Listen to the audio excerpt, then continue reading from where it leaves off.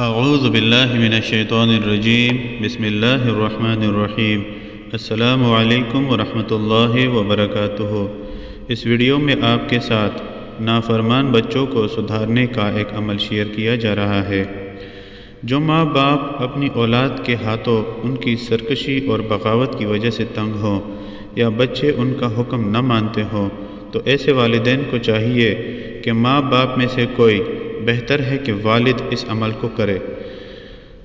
عمل اس طرح سے ہے کہ اس میں پاک یا عظیم کو 1100 مرتبہ روزانہ اول و آخر 11 مرتبہ درود شریف کے ساتھ 21 دن پڑھے۔ اس کے بعد جو بیٹا یا بیٹی سرکش ہو اس کے لیے ایک سفید کاغذ پر زعفران اور عرق گلاب سے اس اسم پاک یا عظیم کو 21 مرتبہ لکھے اور اسے پانی میں حل کر کے اپنے سرکش بچے یا بچی کو 11 دن تک پلائے۔